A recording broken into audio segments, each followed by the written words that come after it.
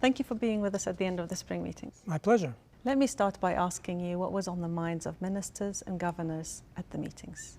Our membership came this time a little more optimistic than in a long time because growth is recovering and the momentum of the global economy is improving.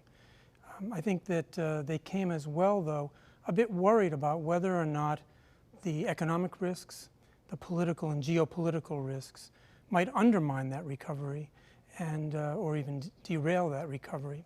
I think they also came to see whether they could be reassured that the IMF would hold the whole community together during this time in which there's questions about globalization and interconnectedness, questions about multilateral cooperation. And what was the fund's message on growth, and did it resonate?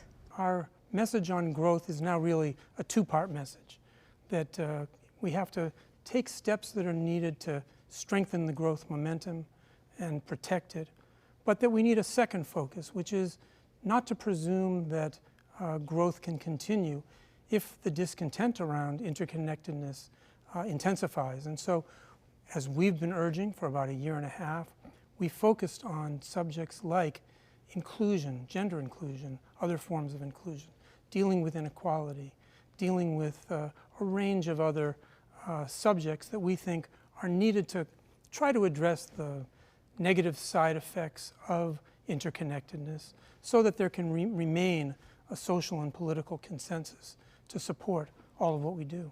Was the anti-globalization sentiment a big issue this year? It was discussed in sessions, it was discussed in the hallways.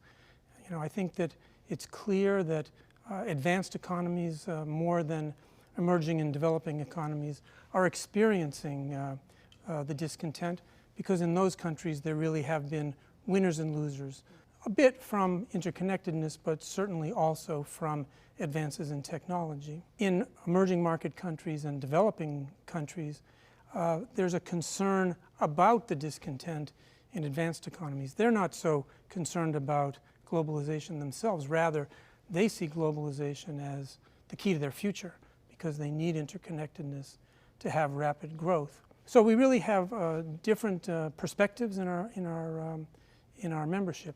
Our message was that we do need to preserve interconnectedness, but those who ask for that have to be open to addressing the legitimate concerns of people who are feeling displaced, feeling in one way or another threatened by the change that's coming in their countries, in their markets. At the same time, I think that the advanced economy countries have to recognize how important continued interconnectedness is to the rest of the world, and that it's actually their long-run future as well, because the developing countries will be the export markets of tomorrow.